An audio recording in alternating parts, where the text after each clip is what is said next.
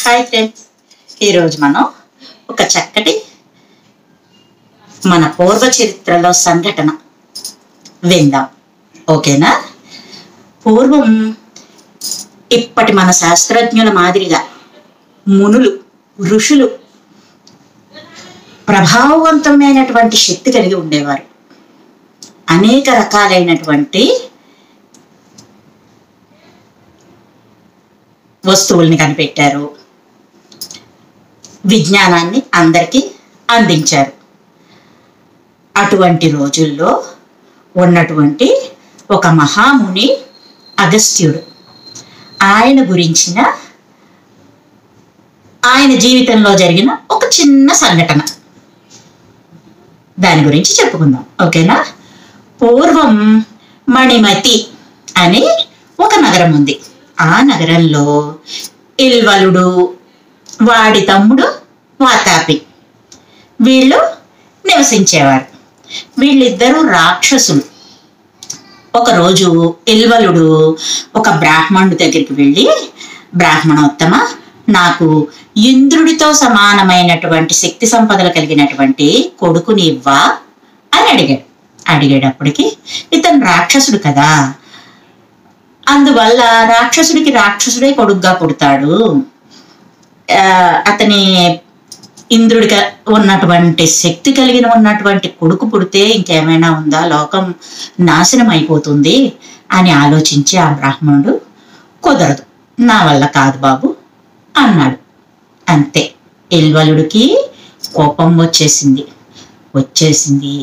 ఆ కోపం ఆ బ్రాహ్మణుడు ఒక్కడి మీదే కాకుండా మొత్తం బ్రాహ్మణ జాతి మీద కోపం, కక్ష పెంచేసుకున్నాడు.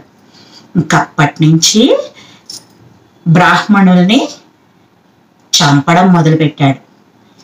ఏ విధంగా చంపేవాడు? ఇల్వలుడు చాలా పొడవుగా ఉండేవాడు. వాతాపి తమ్ముడు పొట్టిగా ఉండేవాడు. వీళ్ళిద్దరూ అడవిలో చేరారు. అడవిలో చేరి ఏ బ్రాహ్మణుడైనా అడవి దారి గుండా వెళ్తా ఉంటే ఇల్వలుడు తన మాయాశక్తితోటి ఈ వాతాపిని ఒక మేక కింద మార్చేసి శుభ్రంగా చంపి కూర వండేసి భోజనం తయారు చేసి ఉంచుకునేవాడు. బ్రాహ్మణులు ఎవరైనా వెళ్తా ఉంటే వాళ్ళని పిలిచి, స్వామి ఈరోజు మా ఇంట్లో విందు స్వీకరించండి అనేవారు ఇల్వలుడు. అనేటప్పటికి ఓకే, ఆ రోజుల్లో ఈ నాన్ వెజ్ సమస్య అనేటటువంటిది ఎక్కడ లేదు, అందరూ తీసుకునేవారు. ఆ బ్రాహ్మణుడిని కూర్చోపెట్టి ఇల్వలుడు సంతృప్తిగా భోజనం పెట్టేవాడు. ఈ మేక మాంసం వండాడు కదా, చక్కగా కూర వండాడు కదా, కూర వేసి భోజనం చక్కగా కడుపు నిండా పెట్టేవాడు. పెట్టి సంతృప్తిగా పూర్తయ్యాక, వాతాపి బయటకు రా అనేవాడు. రాక్షసులకి మాయాశక్తి ఉంది కదా, లోపల వాతాపి మళ్ళీ తన పూర్వరూపాన్ని పొంది ఆ బ్రాహ్మణుడి పొట్ట చీల్చుకుని బయటకు వచ్చేసేవాడు. వెంటనే ఇద్దరు కలిసి ఆ బ్రాహ్మణుడిని చంపి తినేసేవారు. ఇలా చేస్తూ ఉండేవారు. ఇలా చాలా కాలం జరిగేటప్పటికి ఈ విషయం అగస్త్య మహామునికి తెలిసి ఓకే, దీన్ని నేను పరిష్కరించాలి అని చెప్పి అనుకుని ఆ అడవి మార్గం గుండా ఒకరోజు ఆయన ప్రయాణం చేస్తూ వచ్చారు. యథాప్రకారం ఇల్వలుడు ఆ మహానుభావుణ్ణి భోజనానికి రమ్మని ఆహ్వానించాడు. చక్కగా తమ్ముడిని మేక కింద తయారు చేసి, కూర కింద తయారు చేసి భోజనంలోకి వడ్డించేశాడు. శుభ్రంగా అగస్త్య మహర్షి కూడా కడుపు నిండా తినేశాడు. తిన్న వెంటనే పొట్ట మీద చేయి పెట్టుకుని, జీర్ణం జీర్ణం వాతాపి జీర్ణం, జీర్ణం జీర్ణం వాతాపి జీర్ణం అని 3 సార్లు అనుకున్నాడు. అంతే, అయిపోయిన వెంటనే ఇల్వలుడు, వాతాపి బయటకు రా అన్నాడు.